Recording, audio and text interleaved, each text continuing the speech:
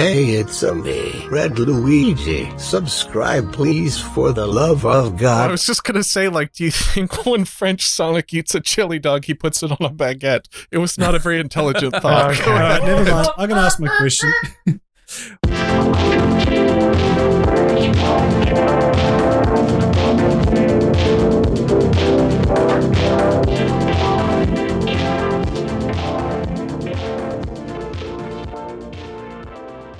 You guys ready? I'm always ready, babe. Doplex, can you lead him in? I sure can. Anything for you, Lars. Oh, thank you. Hey, everybody. Welcome to the first podcast. We're here with Alan Denton. Alan, go ahead and start the podcast for us. This is my podcast voice that I'm putting on. Hey there. How you doing? It's Alan. I'm doing Let's great. start the podcast. That's good. That was simple and straight to the point. I like that. Alan kind of did start the podcast. He kind of did. Wait, hey, welcome to the first podcast. I'm Alan Denton. I am a writer for television and cartoons. You ready to start the podcast? Yeah. Oh, I'm ready. What kind of cartoons, for example? You might know me. I was story editor on a cartoon called Sonic Boom on Cartoon Network. Ran for 2 seasons. Since then, I've been writing for Unikitty and been doing a little work over at Lego and Nickelodeon and other little stuff. Do you want me to do that over?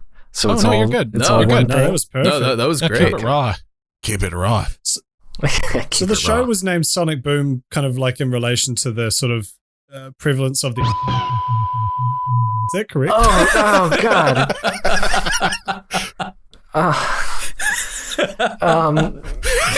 Oh, boy.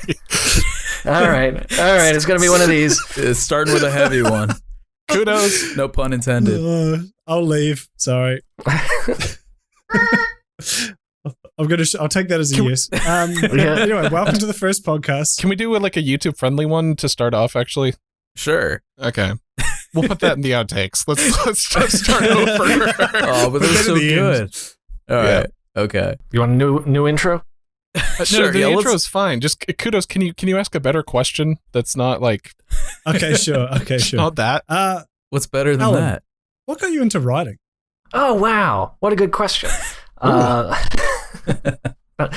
been, I was a Simpsons fanboy my whole life. It was really that. It was I came out to LA with 2 spec scripts, thinking that I would light the world afire.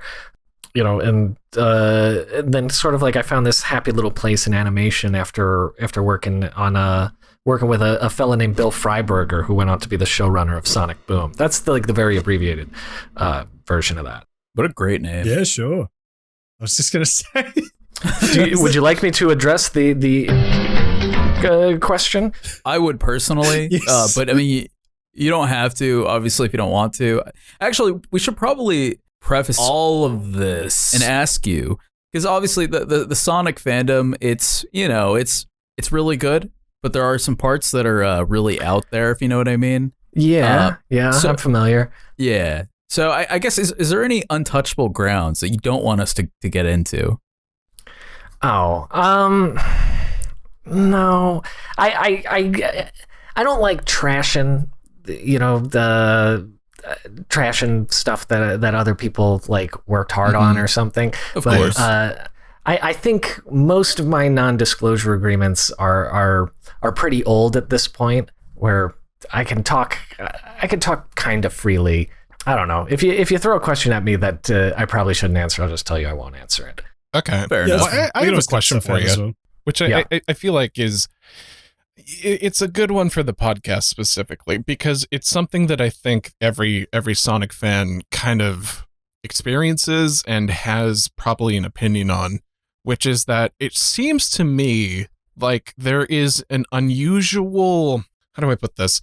There's an unusual correlation between people who like Sonic and people who do like really weird stuff. Like they do really weird things with it. They get really, really, really obsessed with the series, and they start to like draw strange things with it, and they all have Sonic original characters. What do you think it is about the Sonic series that really drives people to be very extra with it? Great question, Lars. Yeah, it's not the OC's part, it's the demented OC's part that you're talking about. I think it starts with that it was like when Sonic started, it was like the attitude. It was we're not Nintendo, we're cool, and we don't play by normal rules. And so I think like some of that from the start bled into like Sonic. I know Sega is always like, they always welcomed fan art. You know, in their old comic books, they would solicit, send us fan art and everything. Sure. I think that had a large role in it. I think also the video games themselves being the types of games where you go so fast that you need to memorize the entire board and just like do it by complete rote. I think also cultivated maybe people who are a little more prone to being obsessive, I guess. Oh. I don't know. A couple of those things. But you know what I always like look at, you've said like Sonic fans are a little extra, and I think most Sonic fans will admit to that.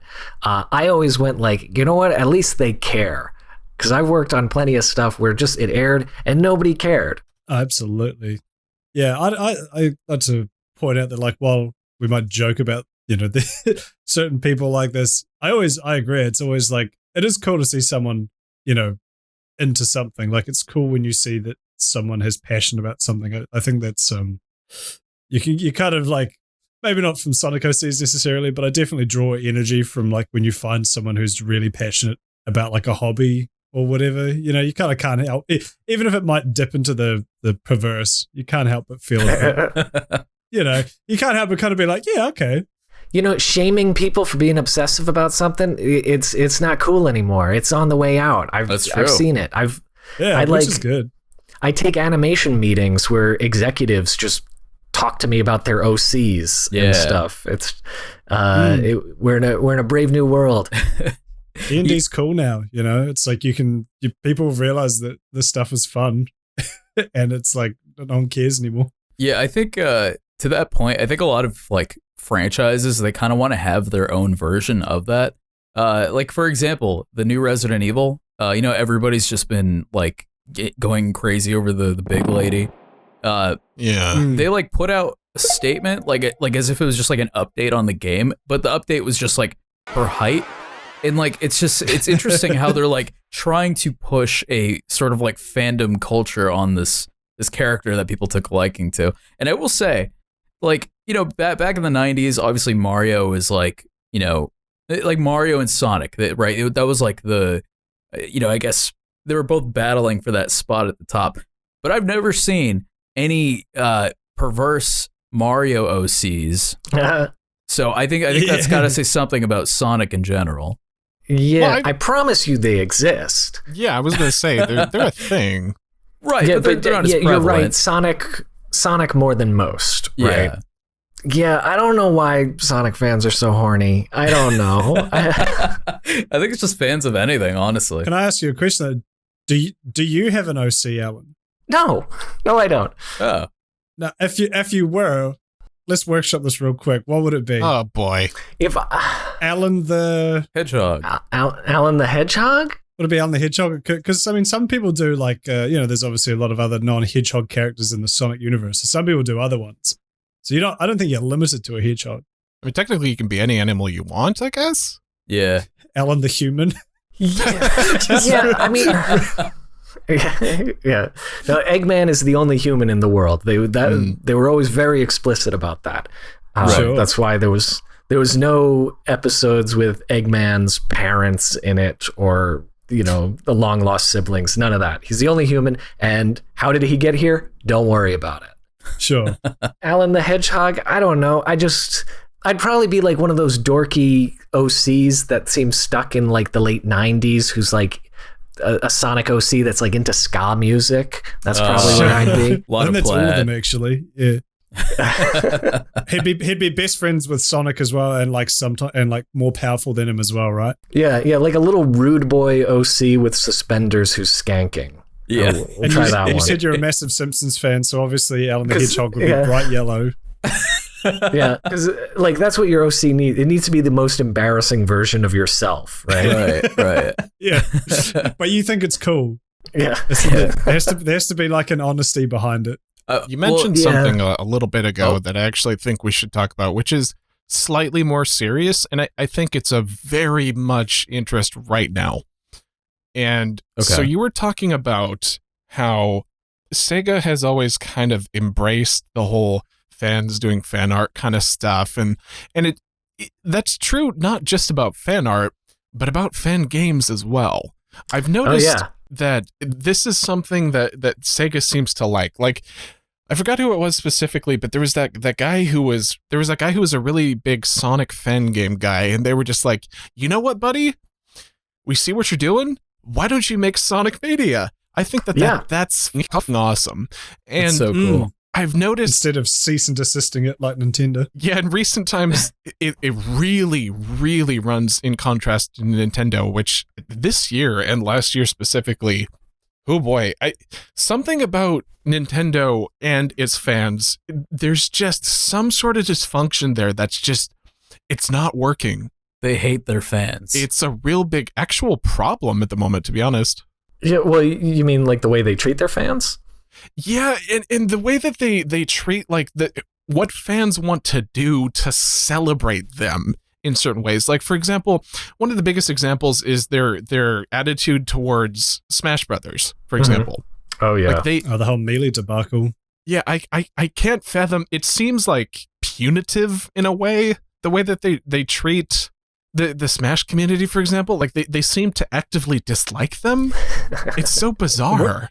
The worst part is it's not just like slapping down, say, the average fan. It's always like super fans, like the people who run Smash Brothers Melee tournaments or who are making fan games, or, you know, like this isn't just some kid who has a Switch. They're like actively heading down the people who have probably given them the most money and like publicity and everything out of every other fan. It's it's really like poor way to treat people who love your stuff. Well, they're dropping the ball too, because, you know, like part of the reason why I got the Sonic Boom job was because I was a big Sonic fan. And and then once you're in the company, you look around, like half the people working at Sega were people from fandom in some form or another that like really wanted to work for Sega. And that's how you get talent for cheap, let me tell you. You just hire people that are like that is their dream is to work for you. You know, so Nintendo's dropping the ball on that one. Well, yeah, because Nintendo's like made up of just a bunch of 60-year-old businessmen. It's like, we'll put Mario, but give him a gun. Yeah, but here's the thing, though, because I mean, Sega's also Japanese. I mean, the kind of the quasi explanation I've heard is that just like there's different culture in Japan, and that's why Nintendo is like they don't really get the whole American appreciation of their games kind of thing. But then like Sega doesn't do that at all. So it's obviously not a Japanese thing. So what is it about Nintendo's culture that is like such a middle finger to the fans? Well, I think Nintendo they print money. I think they don't even need to care. Yeah, they don't need to cater to the hardcore fans, really, because they could take them or leave them, I think. I think that they just kind of want the broad mainstream audience, and the obsessive fans are more of a curiosity. That's a good point. I feel like they could have both, though. Well, yeah. Yeah, I don't know. I mean... I realize this is not a question with an easy answer. No. Well, I'm thinking about how it relates to working for Sega, and... you know, because like Sonic Boom was in itself a cartoon for 6 to 11-year-old boys, and that's me. Yeah, but you know, like we just wanted to put a lot of references that only people who've been with the franchise or have been following the franchise for 15 years would get, or just jokes about the Dreamcast, or jokes about the Genesis games and everything. But as I think about it, I'm like, Sega didn't really like ask for that. We just sort of put it in, and that was like big time fans of the franchise dug it. But I'm not even sure if like do you think Sega is going after the obsessive ultra fans, or those folks are just along for the ride no matter what? Right. Well, that ties into a question from Tom Videoga in the chat. She asked, how did Sega allow you to get quite meta with the comedy and references in relations to the fandom and memes? Like, did they? You said they obviously didn't ask you to do that. That was just something you did, and they were fine with. They were.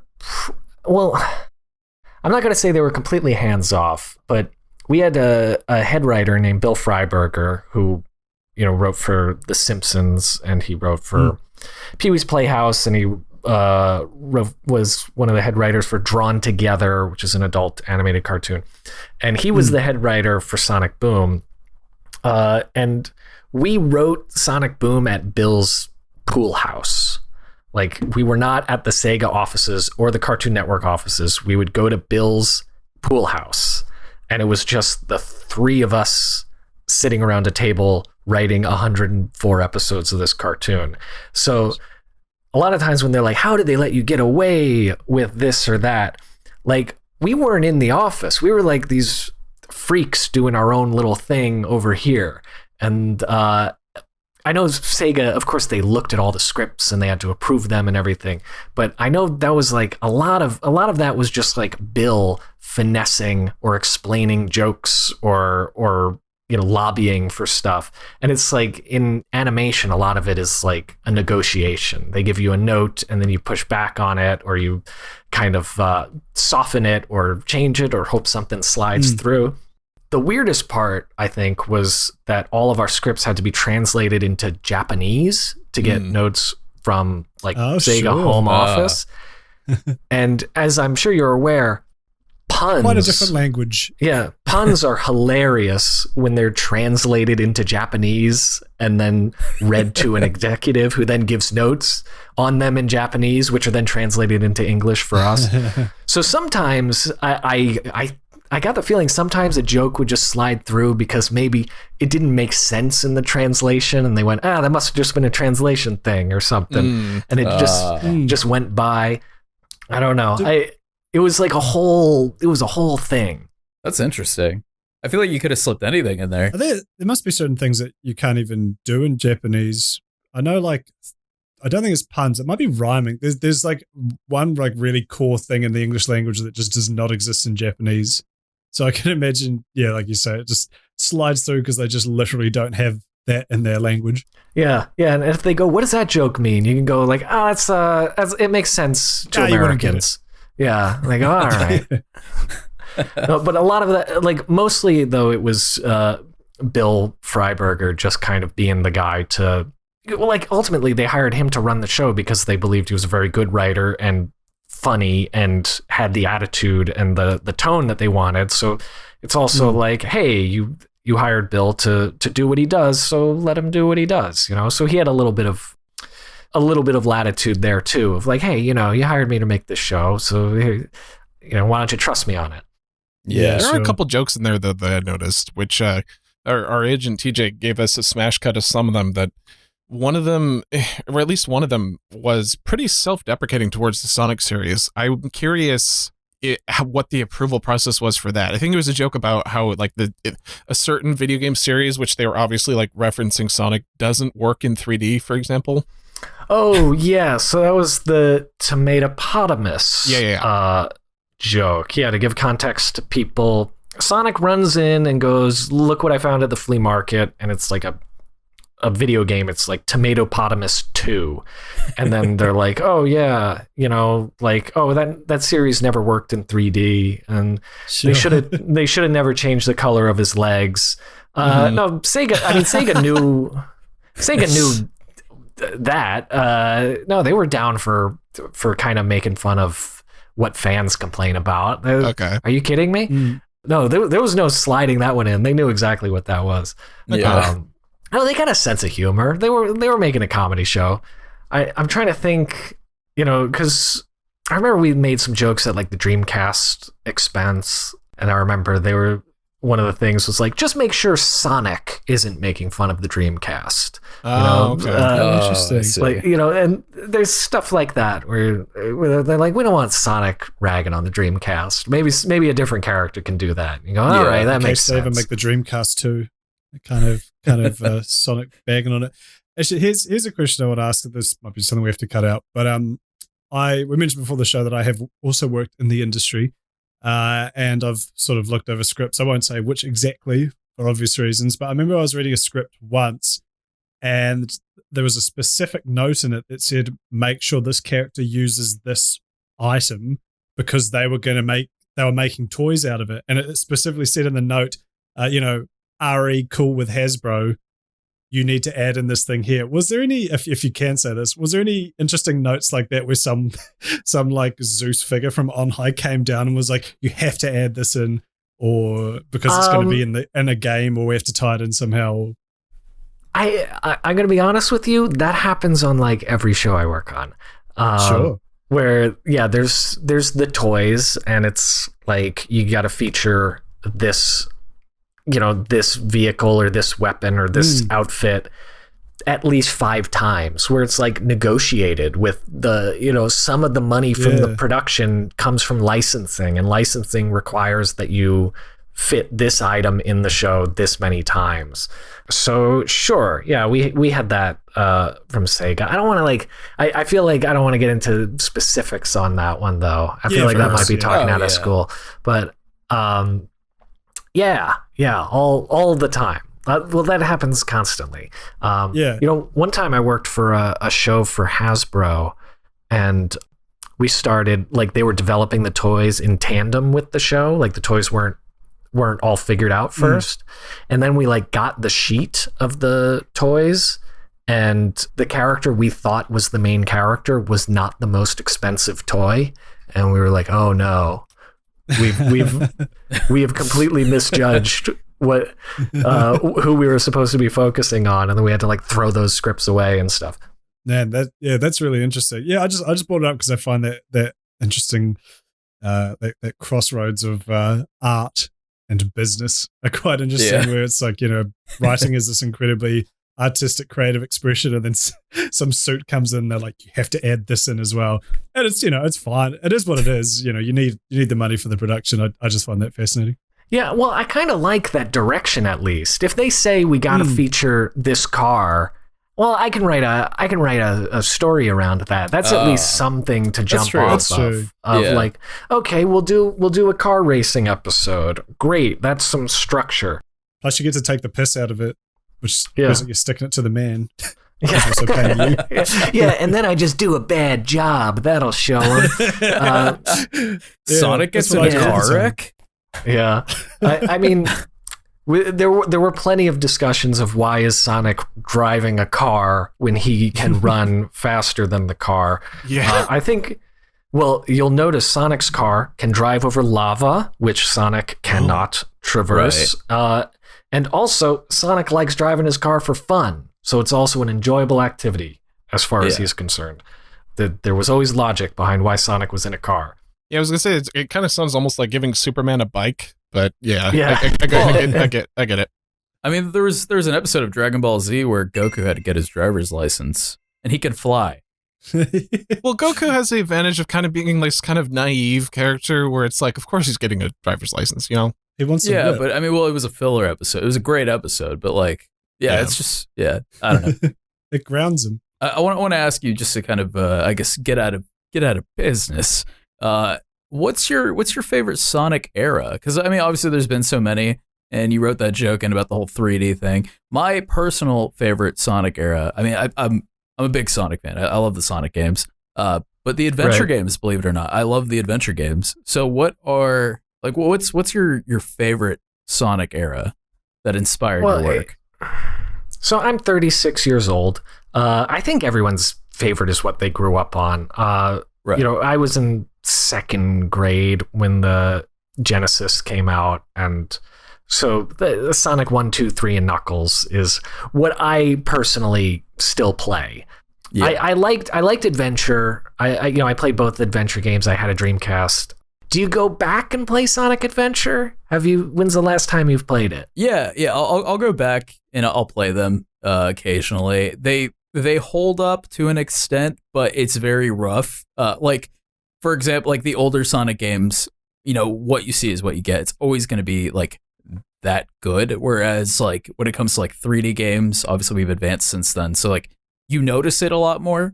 But it's definitely like a nostalgia thing for me. Like if I'm playing the adventure games, I'm only playing for nostalgia and not for really anything else.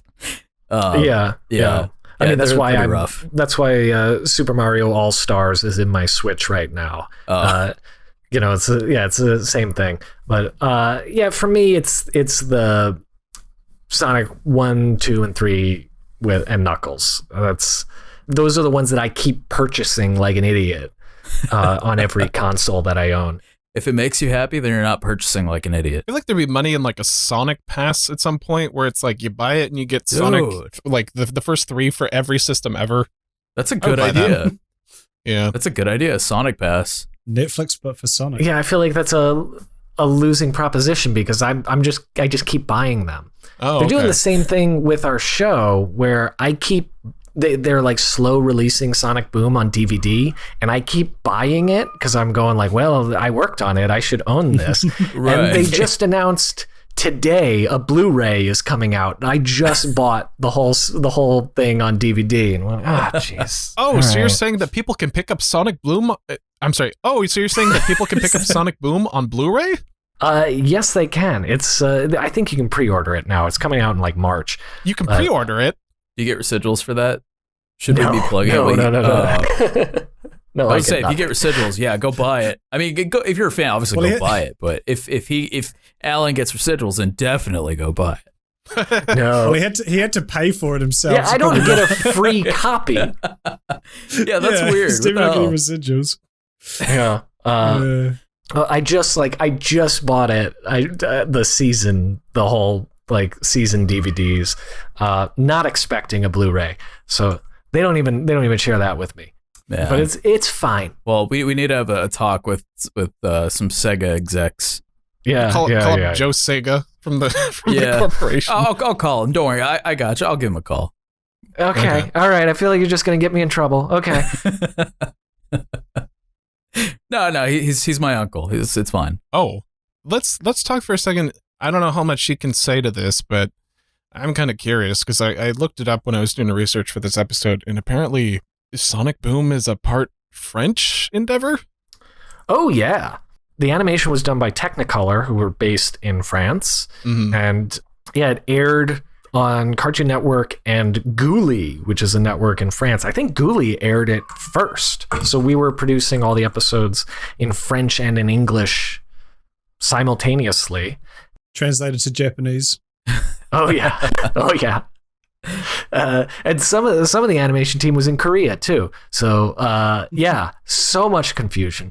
And half of the writers, if you look at the written bys, half of those names are very French names. Mm-hmm. So half of the writers were French writers. Did they just is French just are they just really into Sonic or something? Because it's not there's nothing about it that's inherently odd. It was weird to see that. I don't know why. A lot of cartoons are produced in France. Okay. France is a really big animation sort of. They got a really big animation like kind of culture there, or I don't know what you call it, like industry. Sorry. Yeah, there's a lot of animation studios there for some reason. Yeah, and let's just say the French government is very friendly to the entertainment industry because they create jobs. So they make it very advantageous to produce your show in France. So if you're putting together a syndicated series, signing a deal with a French company might be a winning proposition. Did you ever watch a version of the episodes in French? You know, some episodes when I was like really excited about them, I would find the bootlegs on YouTube and like watch them to like see how they came out. It like I did that. There was an episode that had like a live action shot in it that I was really excited about. So I just like sought that one out on YouTube as soon as it aired in France to see if it had any buzz. And no, I was like the only one who watched it because it was in French, some like French bootleg mirrored video on YouTube. Yeah, I think on the DVD, like you could watch them in French if that's your thing. That is my thing. I'm always curious how they translate all the jokes. I don't know, like I don't know many bilingual people who have watched it in other languages, but I'm always curious. Like, there's like a lot of puns and a lot of somebody told me there's a joke in season 1 where Sonic goes like, "Capable is my middle name," and then Knuckles says, "I thought your middle name was the." Yeah. And I was told by somebody, a fan in Poland, that in Poland they don't have middle names. That's just not a thing that people have. Right. And so he said that episode, Sonic instead says, "I eat challenges for breakfast," and Knuckles says, "I thought you eat oatmeal." That's a decent usage. That's like a decent translation of that. Like that, it preserves the kind of the structure of the joke. I guess like that works. Yeah, it's still such funny. a funny meta reference though that gets a bit lost when it's something else.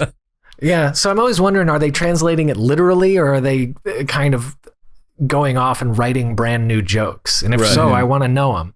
Yeah, Have you ever seen that list of the stupid reveal in Harry Potter where they show that Tom Marvolo Riddle is "I am Lord Voldemort," which by the way is the dumbest thing in existence, but they actually had to translate it so that in every other language his name could be twisted into "I am Lord Voldemort." So like his name is actually different, like it's not Tom Riddle, it's like different depending on the language, so that that can happen.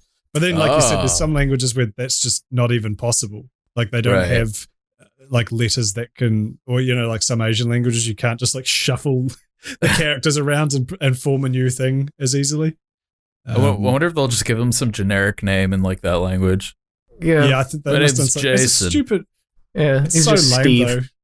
Yeah, it's me, Steve. I'm Lord Voldemort. I don't know. I always hated that part of the books. It feels so juvenile. I am Lord Voldemort. Well, Sorry, you're on the right side of history now. If you just go, "I never liked Harry Potter." Yeah. Let's not get into that, but yeah, that's the whole thing right now. Oh, speaking of, what's your? Oh, sorry, Lars, you probably had a good question. Oh, I was just gonna say, like, do you think when French Sonic eats a chili dog, he puts it on a baguette? It was not a very intelligent thought. All right, never mind. I'm gonna ask my question. What is your? What kind of inspired you while writing Sonic Boom? Like what? That's such a basic question. Kudos. Come on, give him something a little saltier than that. I'm going by. Yeah, give him a hard hitting question. Wow. Yeah. Wow. Lars. I can try and answer. It is a pretty generic question, though. All right then. Eventually, my cheat code that I learned far too late in writing it is to just take a classic story and then just go, what does it look like in Sonic World? Yeah. Like there's an episode, and they don't even have to, when I say classic stories, they don't have to be like Citizen Kane. Like we did a Hangover episode. It was just like, what's the hangover in Sonic World? And then we went like, okay, so the robots boot up and their memory's been erased and they don't know what happened. And and then you just kind of like run with it like that. That's the cheat code into inspiration, is just go, all right, we'll do 3 men and a baby. What's 3 men and a baby look like in our world? And then just kind of roll with it. Because then you can, it's kind of like, especially when you're writing for children, they've never even seen these things. Right. So if you like come in with a classic movie twist, it'll blow their minds. Yeah. Yeah, that's true. Yeah, I feel like, I never really thought about it like that. Because like obviously cartoons have kind of done that. Like it's like a weird parody of something else that's like before your time. And then, like when you get older, you're like, oh, that's what they're making fun of. I can't think of any examples, but I know what you're talking about. Well, The Simpsons does that all the time. Yeah. By the time I watched Citizen Kane in high school, I finally got probably 50 Simpsons jokes. Oh, Yeah. Yeah. That's incredibly in common in cartoons and animation, is to pull from pop culture and kind of do homages and pastiches and stuff. But it works. Unless you're Family Guy and then you just like rip it off wholesale. Yeah. Just add a couple like fart jokes. There you go. Family Guy episode. Yeah. Yeah, I bet Family Guy translates real easily. Yeah.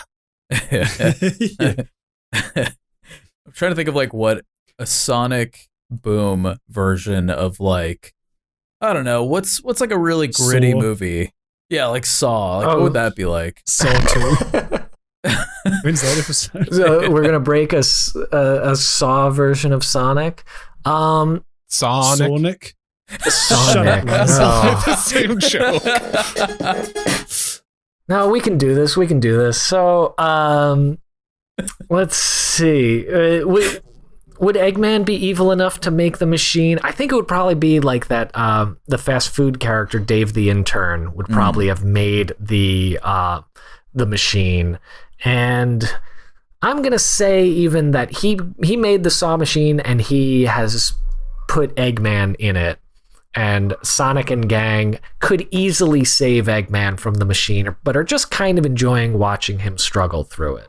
Oh. What's the punishment in particular? What's the machine? What is the machine? A punishment for Eggman. Tom says it's an egg cracker. That's pretty good. Yeah. Well, it's gotta be obviously family friendly, so it can't be like full Saw.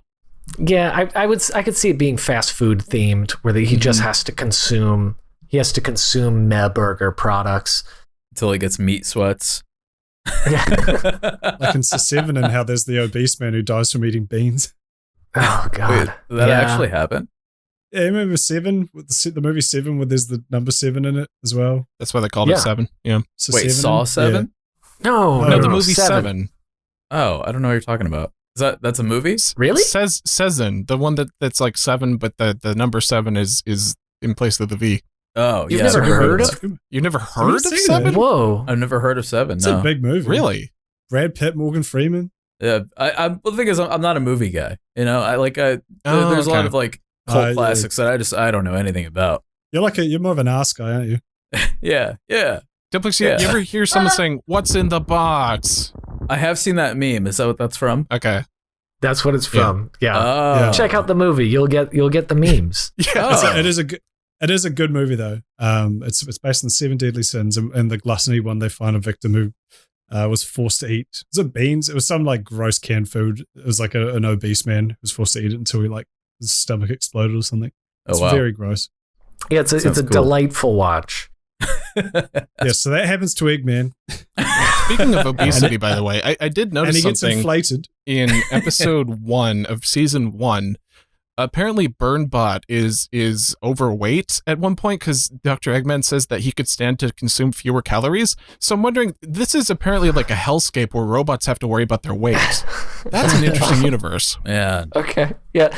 It is a very nihilistic universe. You'll notice that they live in some sort of hell where It's Dante's Inferno. yeah. Well, like everyone just sort of aimlessly sits around loathing their existence. Like, I mentioned fast food. There's one restaurant in town. It's a fast food place, and everybody just hates it. And I think, we make jokes where like the burger patties are made out of shredded newspapers and everything. Mm-hmm. That's just what it's like growing up in a rural town. Yeah. Yeah, and like everybody, Sonic's constantly saving the village, and everybody turns on him immediately. And then he's gotten kicked out of town multiple times, and then they come begging for him to come back. Yeah, they're all the worst. Episode 2, he has to put up with Eggman as his roommate, like just right off the bat. Yeah. Went right into it, right? Tej brings up in chat, it's like the ordinary purgatory theory. Are there any, have you seen or heard any, like out there fan theories about the Sonic Boom Top universe that may or 5 may not be cartoon true? theories that'll ruin your childhood. I heard a Was there theory. any underlying thing you were kind of like throwing in as a joke, or? I heard a theory that Sonic Boom was set on the same island as the Donkey Kong Country TV show. Oh, okay. The crystal coconut or whatever. Yeah, that's not true. Well, what if it was? Oh, wow. You heard it here first, folks. Yeah, I suppose some assets just look a lot similar, or maybe like, I don't know if Donkey Kong Country was a Technicolor or what show, if they just like reused assets from it. It looks very similar, but that was the dumbest one I think I've heard. Is there is there an iceberg? I think that's like the term that's used in like, well, I don't want to say lost media, but like obviously it's not lost media. It's, you know, you could watch it. But like, is there an iceberg to Sonic Boom? What do you mean an iceberg? So you mean like deeper under the surface? Yeah. Is that what you mean? Yeah, like those iceberg videos the people levels make. of ridiculousness. Yeah, where it's like the very bottom is like Sonic is secretly Jigsaw from the movie Saw. So the closest we get to that is there's a joke in a season 2 episode where Sonic is taught to go to your happy place when you get frustrated, and he gets frustrated and he goes, just go to your happy place, and then there's him he imagines himself on a beach, and then in his happy place he gets frustrated, and then he goes in his happy place, goes just go to your happy place, and then he goes up to a white void. We're doing an Inception joke. And then when he gets kicked out of that, he kicks out of the void back to the happy place, out of the happy place back into the show, and then it kicks into a live action shot of a man in an ill-fitting Sonic costume taking out the garbage. And that guy goes, whoops, one too many, and then it cuts back into the cartoon and the episode continues. So that's what we are apparently implying, is that the entire universe exists in the mind of a homemade Sonic cosplayer in who lives in some sort of squalor. Yeah. Apparently. Fascinating. Yeah, I would also say that was not a motivation anywhere past that joke. You know, we were just sort of like do the joke and go on. Still canon though, I guess. I guess so. Yeah, I guess so. It was funny because like the guy, people asked for years who was the guy in the costume, and I kept it a secret because Sega wasn't saying, so I wasn't saying.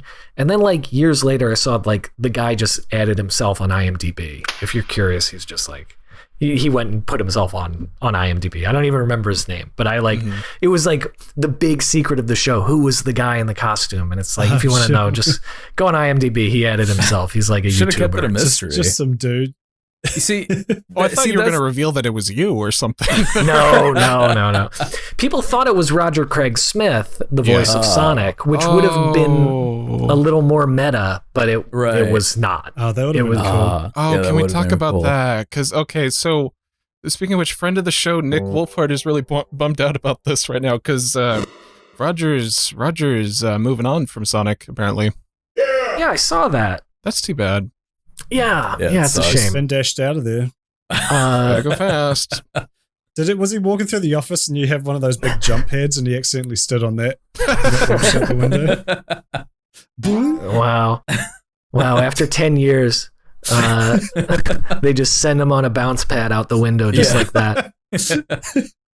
Into a spike pit. It's very, very cruel. Yeah. Lost all his With rings. no final paycheck, he'll just perish in that spike pit. He doesn't have any rings. Is he married? He'll have one ring. You know what? No, he's single. Well, there you go. It's tragic. Ladies.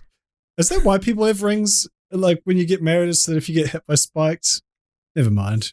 God, that's such a dumb question. Yeah, you're probably right. I saw where you were going with that joke, but yeah. Anyway. Yeah.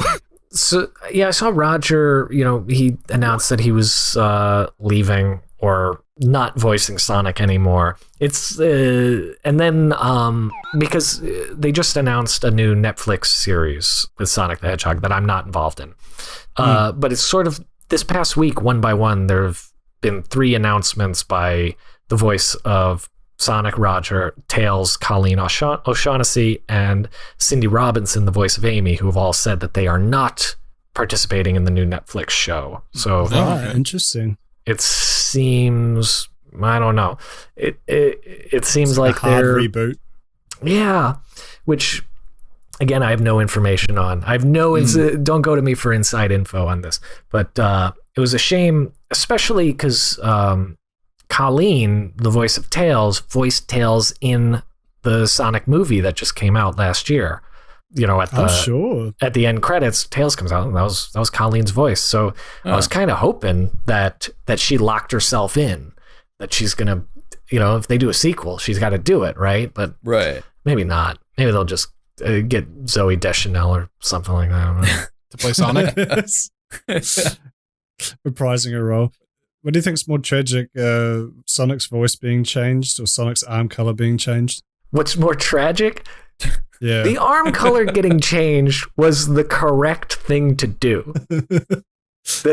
He had tan arms because he was a pixelated little guy and it was impossible to tell what part of his body was what on a 16-bit system.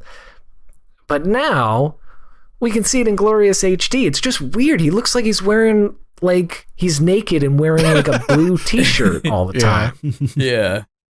I would point. Oh, go ahead. It's kind of funny because, like, there's Christian is not a friend of the show, but she's a couple notches removed, and there is a decent chance she will hear this episode and she'll hear that part and start sobbing. she can't handle that.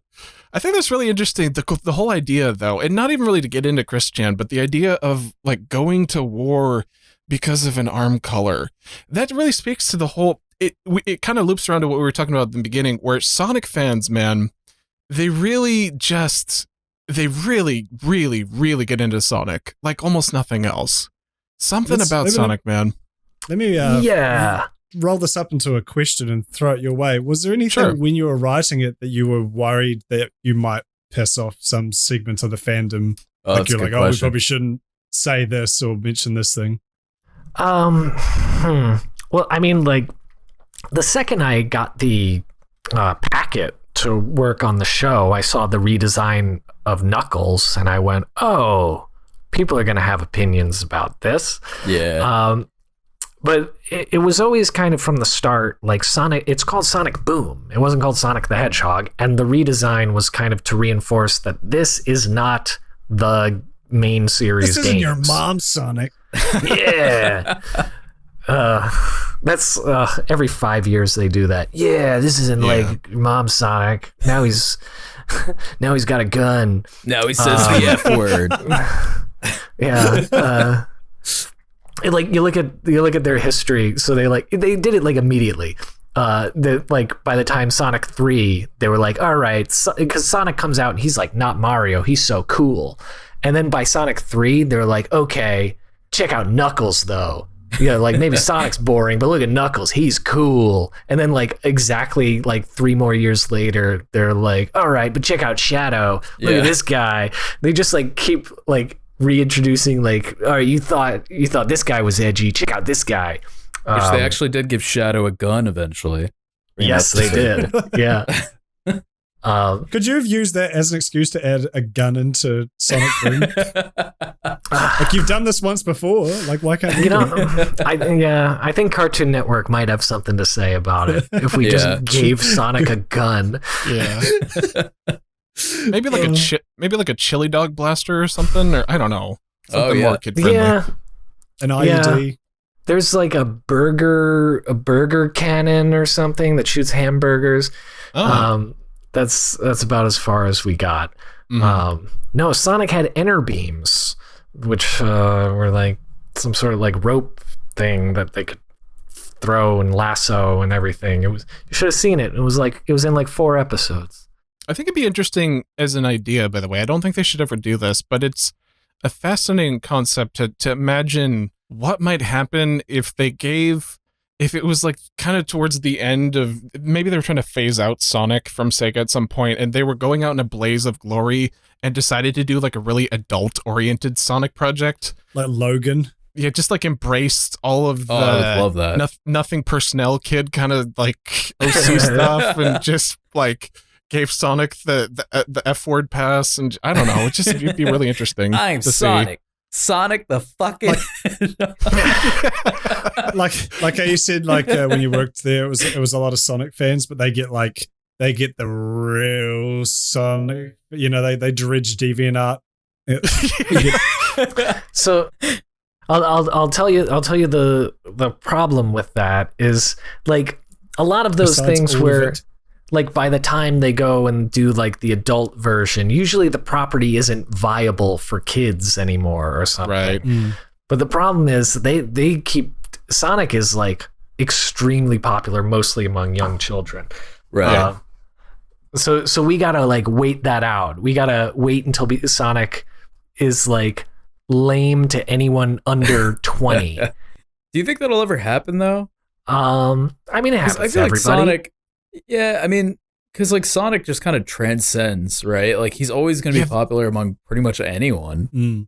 It is interesting because the Sonic video game series, to its credit, I'll actually say, is it has spent probably more time during different periods on life support than entire franchises have existed at all.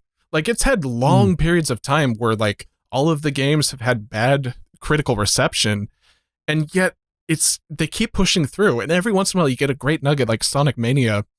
I wonder why Sonic tends to prevail where other studios would just ditch the property when it just doesn't do well over time. Well, don't count him out. I think he's the face of the company. Like he's the mascot for the entire company. They're not going to stop. Like if Sonic has 3 bad games in a row, he's still the logo for essentially for Sega. Like they're going to keep trying. You know, like you mentioned like Sonic Mania. That was like just a little kind of glorified fan game that they gave the green light to, and then it blew up. So I think Sega is just kind of like keep churning out the Sonic games because that's the bread and butter. Yeah. And I feel like, as personally speaking, I've never really held it against them for some reason. Like I've never thought to myself, oh well, the last few games have sucked, therefore I'm not gonna look into the future games. I'm always interested to see what they're gonna come up with. Yeah, I'm always Kind of excited. earnest almost. It's like yeah. I know someone who says his favorite game is genuinely Sonic 2006, like his favorite Sonic game. So Oh, dude, I love that Do they game. mean that? Do they mean that? Do they But, really he does mean it that? he does it in a very unironic way, though. It's yeah. So some people just don't have taste, I guess. I unironically like that game. Really? Yeah. Yeah, I do. I mean, it's another case of nostalgia for me. It's just like I don't know. It's Okay, that makes sense. it's broken as hell, but I like it. It's except for like the weird animal on human romantic undertones. Oh yeah, that's a little weird. But I mean, the game itself, it's goofy. Yeah, you're a fan of loading screens? Yeah. Love them. Can't get enough of them. Yeah, yeah. Well, that's when Doplex does push-ups, so Yeah. it's like it keeps them healthy. Exactly. So was that just the game that were you 10 years old when that game came out? In 06. God, how old was I? No, I think I was probably like. I'm pretty sure I was like 16. No, I'm pretty sure I was like just getting into high school or something. Okay. But like, 2006. like the thing is, I liked the 3D era games, and to me, it just felt like a Sonic Adventure 3, but not really. You know what I mean? Like, I think that was the draw for me. Like, I understand why people didn't like it because, you know, obviously you fall through walls constantly. It's just like it's a mess, but I mean, it's a charming mess. I like charm in video games. I'm kind of quirky. Yeah. Yeah. Unfortunately, I never get that about the Sonic Boom video games. Nobody even nobody goes, for all their flaws, I really liked the Sonic Boom video games. Yeah, I guess I gotta wait like another 5 years or something Yeah. for that one. Yeah, that's usually what happens. I was researching some of the games, and I heard that they were not of particularly good quality by any means, but Yeah. Not reflective of the fantastic TV show that you worked on. Right, of course. right, Yeah. right. Does it feel kind of weird to be like associated? Because I mean, they're both. I mean, they literally have the same name. Yeah, well, I mean, it was supposed to be like a 1-2 punch of a game and TV show coming out. It would light the world afire. we the game team, we did about a week's worth of work on the script of the TV show team did about a week's worth of work on the script for the game, and that's all of the involvement I had in it. I remember it was made by the game is called Sonic Boom Rise of Lyric. It was made by a company called Big Red Button, and we went to their offices, and I remember they were showing us demos of the game, and it was on CryEngine, and it was looking really good. It was, and then like later, it turned out that the game only came out on the Wii U, which could not support CryEngine, and so they had to like completely like the Wii U port of the game became the only version of the game, and as I understand, that became a whole thing where a lot of stuff to get the frame rate up, they had to remove a ton of elements and everything. To delete Sonic. Yeah. So, yeah. It's really weird to have a Sonic game without Sonic, but I guess that's what they had to do. His model was too high poly and no one knew how to fix it. Yeah.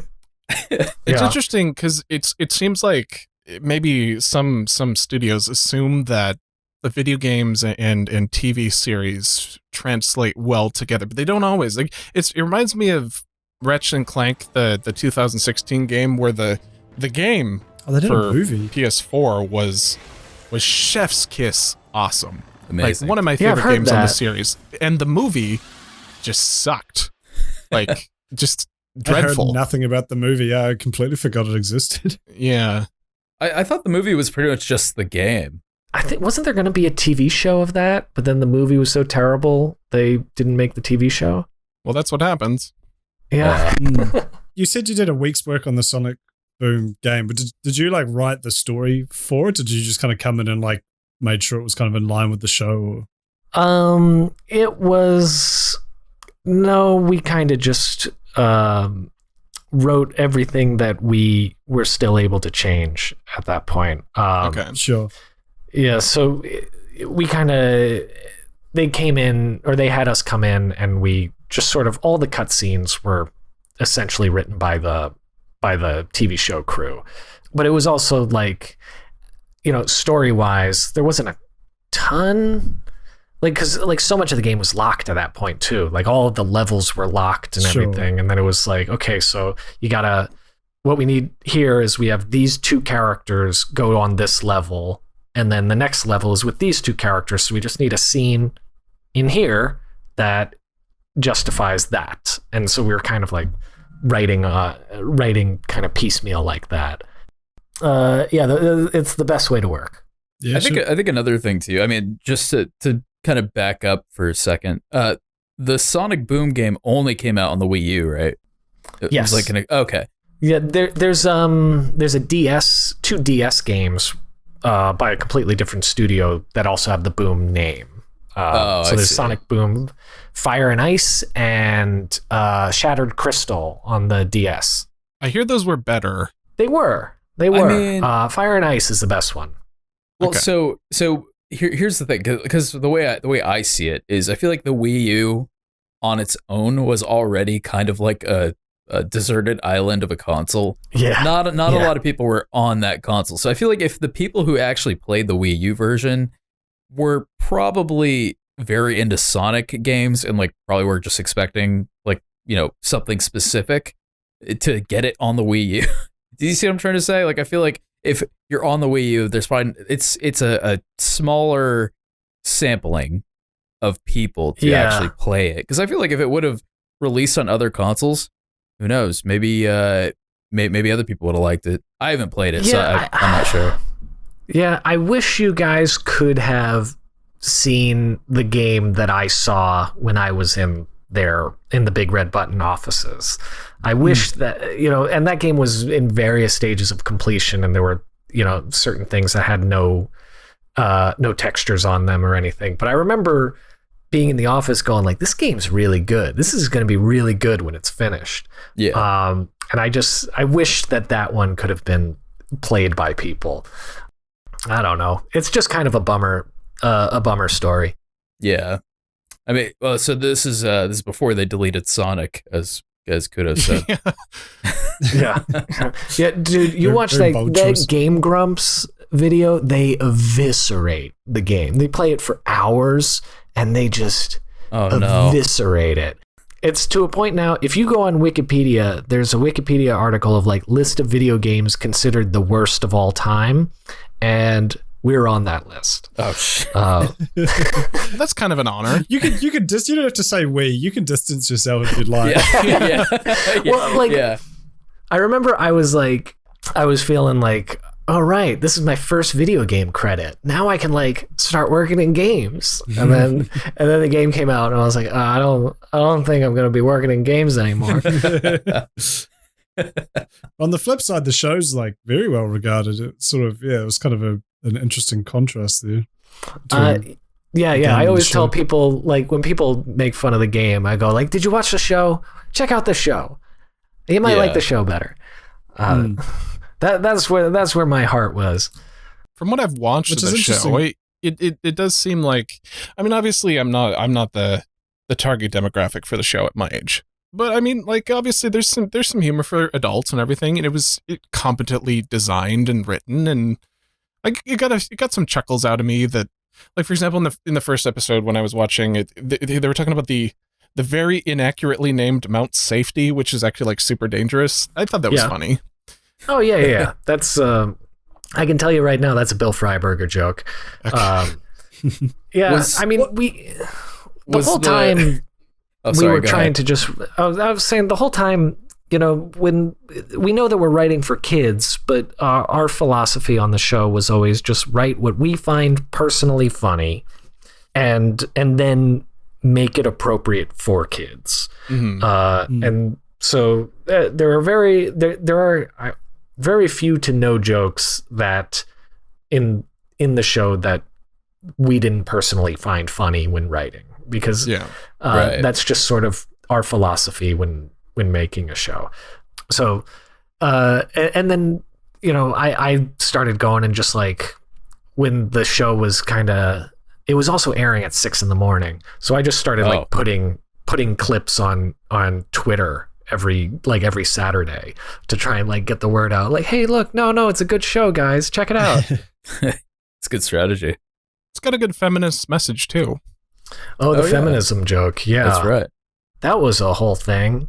For those that don't know, that was there's a sequence where Amy is lining up to take a soccer kick, and she's going like, you know, all comes down to this penalty kick. Can the woman, you know, break that glass ceiling and prove that a female athlete can be just as good as a male? And then Knuckles says to her, you know, I'm paraphrasing my own words. Knuckles says something to the effect of, you know, anytime we call attention to a female athlete defeating a male, it undermines the concept of gender equality by pointing out that this is an exception and not the status quo. And then everyone kind of looks at him, and he goes like, what, just because I'm a meathead doesn't mean I'm not a feminist. I just think that's really funny, by the way. It's just funny, like, on multiple levels. Especially the context of the show. Yeah, and then just like the concept of like Knuckles being canonically feminist is a very funny idea. Like, it's just very amusing to think about. Like, you don't think of characters on the Sonic as having that kind of, not depth, I guess, of like real world philosophies. I don't know. I thought that was especially amusing. Talking about gender equality. Yeah. It also implies that because Sonic never made a similar query, is that it kind of implies that Sonic is not a feminist. But he didn't speak the up. iceberg. No. Sonic is next level because he knows not to mansplain feminism to a woman. There we Adding go. to the iceberg. There we go. Yeah. I had a question I wanted to ask. Wait, I think Dopik said a better one there. No, mine was kind of dumb. It's just like more so just a comment that the comedy, the humor in the show is very much my style of just like it's like just dumb funny jokes, you know? Like I think there's like one where Eggman says like I eat chili dogs now, I'm edgy. It's so it kind of reminds me of so like good. Homestar Runner in a sense, which like is one of my favorite cartoons ever. And I think what makes it stand out is it was a 2000s Flash cartoon that didn't have any gore or swearing or violence or anything. In stark contrast to everything on Newgrounds at the time. And I also like that stuff. But when you go back and watch, Homestar, they did so much like absurdist humor and a heck of a lot with just a PG rating. And I definitely get that same feeling from Sonic Boom, where it's like, oh, totally. You can still be really funny without having to get really, crude or whatever. Yeah, if the writing's good, which you guys definitely achieve. Well, yeah, it's also like a lot of times, in a writer's room or something, you come at a joke that you really like, and then if you're clever enough, you can try and figure out a way to make it fit into the rating. We were a Y7, which was pretty soft, but there's still there's still a joke per episode. Yeah, Knuckles almost puts a baby in a blender in the show, like that still happens. There was also another. I remember there's like a joke about Sonic said like I can't I don't want to take he doesn't want to take swim lessons because the 5-year-olds at the Y can be so cruel, and Knuckles goes like, that's why on the first day you got to beat up the biggest one in the yard, and that was it was just sort of like a personal challenge to see if we can get a joke about beating up 5-year-olds in this cartoon. That's what I always kind of liked about early Adventure Time, is they had that a lot as well, where like they would solve their problems by just beating up things or violence, but there was never like a message at the end like, wow, maybe we shouldn't. Like there could have been that's like they literally just solve everything through violence. I think there's even an episode where they try to solve things without violence, like just through words, and it never goes right until the end when they're like, fuck it, and they start attacking things again. It's like such a bad message to teach kids, but that's what makes it funny. No, violence is always the answer. I mean, you watch Sonic Boom, the violence is pretty much the answer every time. There's a giant robot, and the way to defeat it is to beat it up. Yeah. But not with the baby blender bit. Violence was not the answer there. No, he didn't put the baby in the blender. He just would have if Sonic hadn't stopped him. Wow. Getting real mixed messages from Knuckles here. He's a feminist, but he also is willing to kill babies. Yeah. That's called depth of character, I think. Yeah, that's the iceberg. I guess. My question from before is like, as someone who's worked within, a show which is based on a game series. I know the Sonic Boom was obviously came out in tandem, but you're obviously based on the previous Sonic games as well. Video game adaptations for like TV and movies are famously really bad. Like, why do you think that is, and how did you guys manage not to be within that category of bad adaptations? Yeah, I think they're just kind of crummy because there's just a lot of people that, like, when you're dealing with something that's not an original creation, it's a franchise. There's a lot of money behind it. There's a lot of, like, if I'm writing for Mickey Mouse, there's going to be a lot more scrutiny behind what Mickey says and does because there's a whole industry behind him and an image that they've already figured out. And he's kind of set as a character in what his image is and what he can and can't do. And so I think it's hard to tell original stories in characters that it's profitable for the company not to break their image or have them do something that they haven't already done. You know what I mean? So I think that leads to a lot of what you're talking about, the crummy adaptations, where it's just sort of soft and not very risky, and therefore, it feels like they're just going through the motions and doing what you've already seen before. So I think we avoided that on Sonic Boom, thankfully, partly because Sega was clear from the start that this was like a branch off of mainline Sonic. So it was like, don't contradict stuff that's already established, but also you can just make up new stuff and kind of go nuts in this little bubble over here because it's not it's not the games, it's not the comics, it's not, you know, that all that stuff it won't be messed with. But I feel like if we were doing like a mainline Sonic game, it probably would be nuts because they would, you know, they would just need all of that stuff to kind of be consistent with the lore that they've established of all the games before and where they want the games to be after that, you know? Yeah. Interesting to see what this new series that you mentioned's been announced, because that does, well... Oh no, did I just trash their new show?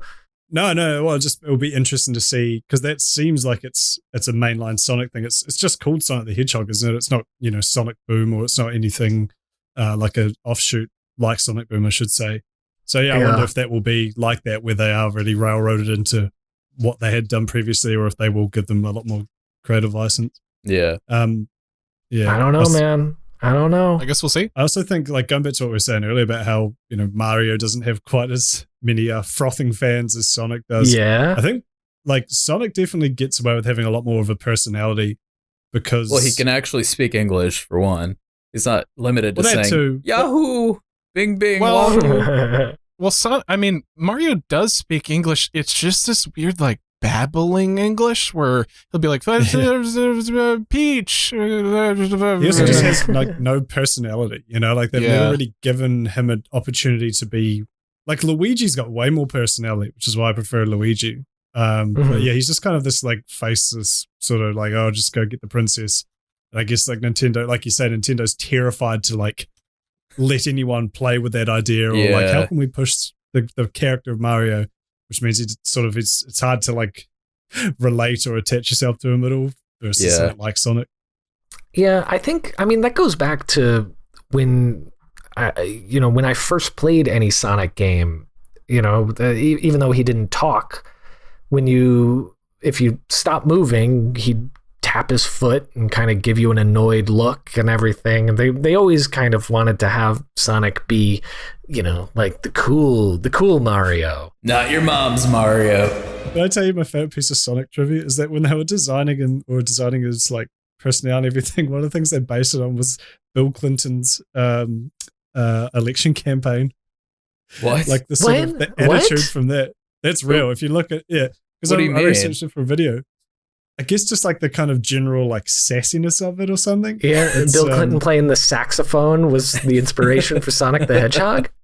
There you go, Tom's put a link in chat. No, I think it was the Monica Bill Clinton Lewinsky and Michael allegations. Jackson. Oh God. Okay. Well, the Michael Jackson thing, I think, is, like, indirectly confirmed, though, right? Because in Sonic 3, didn't Michael Jackson, wasn't he, like, specially employed to make some of the music, and then it went awry or something? I have no idea. I'm not the guy to ask. No, I remember hearing about that, though, because there was this big thing where, like, some of Michael Jackson's songs feature beats that were in Sonic 3. Like, you can actually look this up and everything. Like, really? I've heard some of the comparisons. It's really interesting. The theory is that he was brought on as a consultant, at least or maybe even a producer of some of the songs for Sonic 3, and then apparently, like, talks went bad, or it just didn't work out, and then you hear shades of it in the songs, and there are mashups on YouTube, like Tom is posting in the chat, that show you exactly where the beats went that, like, were recycled from the game. It's really fascinating to, if you ever get a chance to go down the rabbit trail, that I highly recommend it. It doesn't surprise me. Sonic has always had the best music. That's why the start of Thriller goes I also thought that was a weird intro. That is how the song goes. So you think Sega just, like, shelled out like $20 million to Michael Jackson to start making Sonic beats, and then it just fizzled? I reckon. Well, I think they floated, like, the first bit of money, and then it didn't really go anywhere. Michael Jackson also just, like, he just wanted to be involved in things. Like, didn't he want to star in, like, an adaptation of Spider-Man or something? And he was, like, even considering buying out Marvel at one point. Like, he wanted to just be a part of things he liked. So I would be surprised if he was like, he liked Sonic and wanted to There do was a Michael Jackson video game. Oh yeah, I think around that era. the Moonwalker game. Yeah. I mean, I was thinking about I think he reached out to the Simpsons on Do the Bartman. Oh yeah, of course, that as well, and the episode with him in it. Yeah, where they were just like, all right. I think he said that he wanted Bart Simpson to get a #1 hit, which did not happen, but it was a valiant effort. Yeah. God Do the bless. Bartman was a pretty popular song though, for all things considered. Yeah, it's kind of, I don't know when the last time you listened to it. It doesn't hold up that well. How come you guys didn't try and get him on again for Sonic Boom? Michael Jackson? Yeah. He's got a tight schedule. He might be Busy being still keen, dead. I don't know. I think he was dead. He's all booked up. Yeah. So, that would be, he was otherwise occupied with his recent departure. Yeah. Well, great question, kiddos. Thank you. Okay. Well, I'm glad Tom posted yeah. confirmation in the chat. Yeah, thank you, Tom, for confirming the recent passing of Michael Jackson. All right. Well, No, there are no celebrity cameos on Sonic Boom whatsoever. Actually, now that I think about it, it was all just voice actors. yeah. Yeah. The closest we got, Bill Freiberger, the head writer, he voiced a couple of characters. My writing partner Greg Hahn voiced a character in an episode, and that's the closest he got. You got some writing staff showing up. Plus the legendary mysterious man who played real life Sonic. Oh yeah, that guy. Might have been Michael Jackson, actually. No one knows. Maybe. Yeah, Oh, he was that's like a where he's been guy hiding. who, like, there was a YouTube channel called Random Encounters that guy was like. He was like a YouTube guy.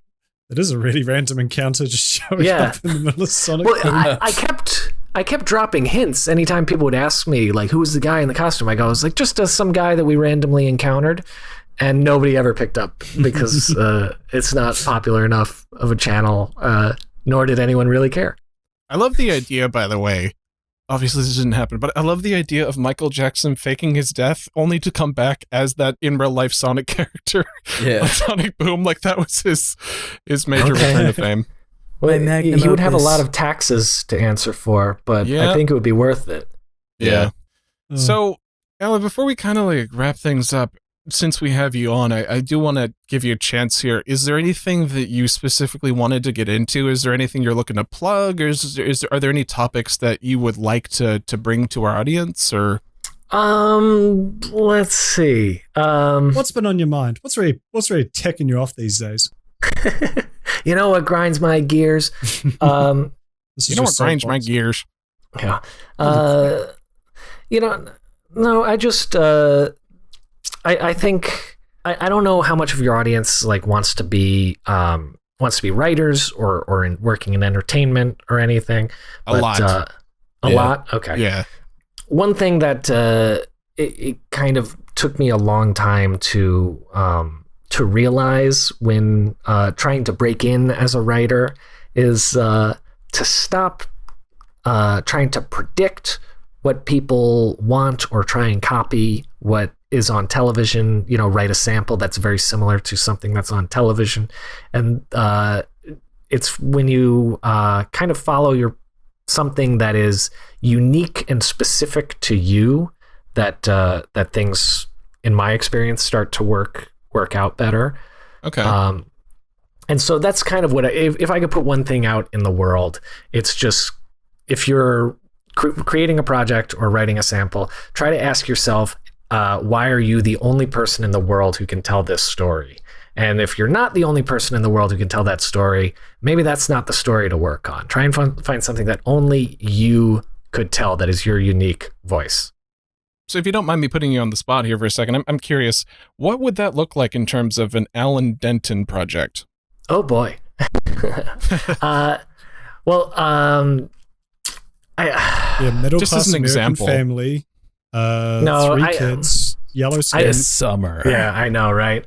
No, well, for instance, my writing partner Greg Hahn and I were, we were pitching a show around to networks earlier this year, and it was kind of we were pitching it to preschool networks. Actually, it was a preschool show, and it was like a hybrid of like Cheers for kids, because we had grown up on Nick at Night, and we kind of wanted this sitcom aesthetic into children's television, and also kind of folding in a lot of our experiences growing up, because we always we had this large friend group that hung out at Greg's house that had all these unique rules and ways of life and everything. And we were kind of that was like our thing, where we were going like, only we could create this show based on our unique experiences. And I don't want to get too into it, because one, it's a show that doesn't exist, so I don't think many people care about,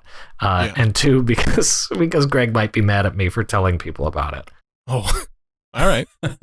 but I really, it's like, also when you're pitching a show at like a network, they always like, you always have to like figure out why this story is personal to you. Like you have to kind of backwards figure out why the robot ninjas from space is really about your relationship with your grandmother, because they always want the personal aspect. Right. It's interesting.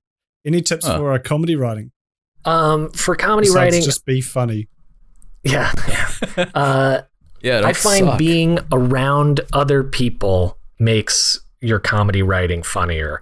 That you don't have to work with a writing partner like I do, but in general, comedy doesn't do well in a vacuum. So if you can, get people together to read your scripts or riff on it, or do table reads or something of your stuff as it's working, that's always what I've found better, because I have a hard time figuring out what's funny if it's just me in the room. But if we're talking about it and people start laughing, then you kind of know that you got something. And that's sort of like, that's how you write so much faster. And that's why most of the best shows are written by staffs rather than just freelance scripts. A lot of animated shows are written freelance with one head writer and then just freelancers who email in their scripts. Sonic Boom was a staff of 3. It was a small staff, but I always am an advocate of getting multiple people in a room. And that goes for, not just a television show, but if you're trying to write a script or a feature or a sketch, if you're not around people, I don't know. I don't know how to make it funny if I'm not getting some feedback. Absolutely. Well, me and Doplex both do that with each other quite a bit. We when we're writing scripts for videos that we make, we send it to each other, and it's so easy these days because you can use Google Docs, and Google Docs is a really good like annotation like comments feature. Oh yeah, so it's really so that's super helpful. So you don't even need to be like physically in the room with someone. You can just send it over, and obviously with Discord and everything, you can just hop on a voice chat and spitball ideas. So yeah, there's so many ways with technology to facilitate that process. And you're right, it helps so much just having a second or third set of eyes, or being able to like spitball ideas or whatever. That's where the best stuff usually comes from. And now if you're in the same room as someone, you're a bad person. Yeah, exactly. Yeah, and that's always been the case, but now it's well, before it depended on the room. My writing partner Greg lives a block away from me, and we Zoom to write together every day. Right. It's, I still I need at least somebody on the screen or something. I'm way too insecure to be able to write just by myself and be confident it's funny. You should go stand on his front lawn with a boombox above your head and just like yell ideas. A sonic boombox. Actually, I'm sorry. I apologize. Just end the episode there. Well, no, I want to. Tom Videogre in the chat said Sonic Zoom, and I feel like that would be a really funny, like, modern era Sonic TV show, set in the world they all of have COVID. to do it over like voice chat. Okay. I could see that. Maybe a one-off special. Yeah, everyone's Yeah. craving for shows about COVID, so we can live this nightmare in our entertainment yeah. too. Because I it cannot- definitely won't be dated in 10 years. Oh Yeah, yeah, no. those jokes in like 2 years, all the TV shows that came out during this time period with like masks and Yeah, all the well, shit. It's gonna be they're like, rebooting Sex and the City, but set in a COVID world Yay! Ugh. for some Really? reason. Yeah. Are they doing that for Yeah, real? Yeah, and they're not Samantha isn't coming back, so it's just 3 ladies living in quarantine. The show. The show that you didn't know you didn't want. Yeah. Good news. The boring ones are back, Mhm. and they're living in the same hell you are. Escapism. What's Oh. that? This is a great time for escapism. This is a terrible time for anything like that. Yeah. Anyway. Do you guys have anything else you want to ask, or should we get to it?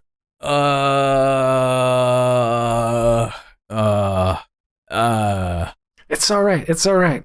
I had a question that I wanted It's to not ask usually at like the this. top of the show, but like it just escaped my brain in all the other amazing conversations we've had tonight. So yeah, I think I'm good. How fast can Sonic go, really? Oh, there you go. That's a Oh. good question.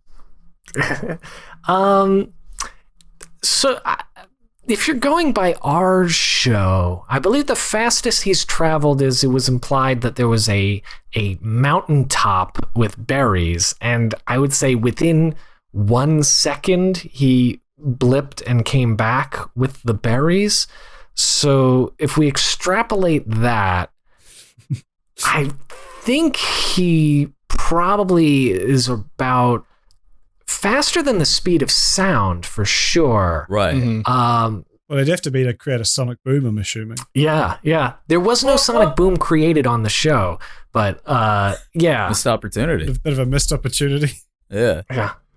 Well, actually, we could fan questions. Tom Videogre in the chat says, "What's your biggest takeaway from the show?"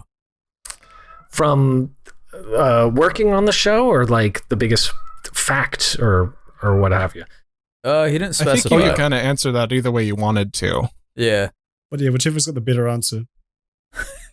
All right. Hang on. What's my biggest takeaway from the show I wrote? Yeah. Yes. Okay. Okay. I don't know. I guess What's one of the I don't biggest know. things you learnt or while Yeah. writing it?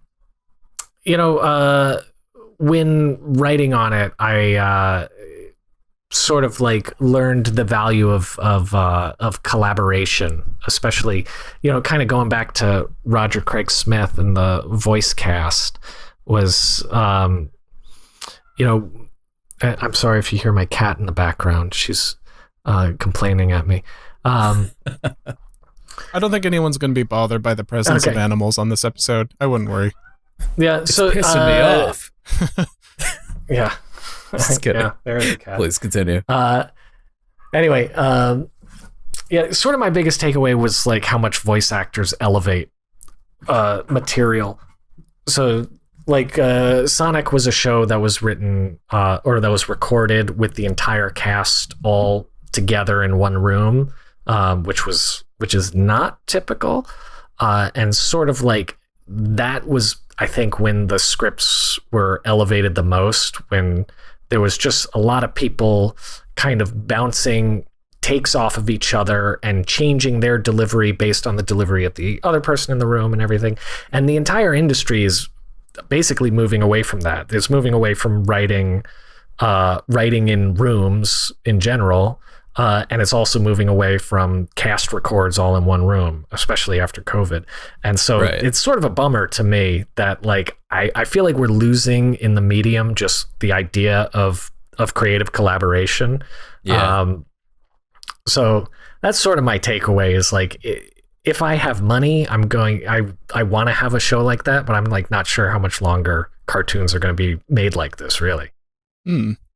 Well, Okay. I mean, I'm hopeful that that COVID isn't forever. I mean, I obviously I've never worked in your industry, but I can understand like what you're saying about like collective creativity and just like being in the same room, being able to bounce stuff off of each other. I really hope that doesn't go away permanently, because I feel like media as a whole will change drastically if everything's done, over Zoom calls. Well, you know how we can do that is wear your mask and wear it properly, people. Maybe put it over your nose. I see a lot of people not doing that over as your much eyes. lately. No, don't do that. Don't listen to Doplex. COVID is contracted through eye contact. Put a plastic bag over your head. That will help to. Yeah, or just don't go anywhere. Yeah, just socially distance. Just kind of chill at home. This is the one time in your life where it's like it's totally cool to just be a homebody for a while. Oh, dude, it's awesome. It's so like World of Warcraft is like $20 for a month subscription. You'll get hundreds of hours out of that. It's really good value for money. It's just do that. Just relive your teenage years being a slob inside all day. Actually, here's a good takeaway from this podcast. Don't go anywhere. Stay at home and watch Sonic Boom on Blu-ray. Apparently. Oh. On Wii U. Yeah, probably not that. Well, all right. Hey, Alan, just out of curiosity, we usually ask our guests, a lot of our guests are like YouTubers and stuff, so we ask them like, how can we check out your channel? In your case, I'm just going to ask, what's like the best way to support Alan Denton right now in terms of what someone should watch? That's you. In terms of something you should watch, watch Sonic Boom. That's the most Alan content for your money there. I've just recently had a couple episodes of Unikitty that I wrote on come out. Or just follow me on Twitter at Alan the Writer, ALAN the Writer. That's a fine way to support me too. I'm like so close to 20. I'm so close to 20,000 followers, and it's really pissing me off how I just I'll follow can't you get right there. now. I'll follow you right now, live on air. Kudos Wow. is I'm already following him. So, Well, I just followed So you someone live does on that air. research? So Doplex, Okay. more like Slowplex. Nice. wait a second. Alan Denton. Do you have any relation to Alan DeGeneres? You know what, Kudos? That's enough as a co-host. God damn it.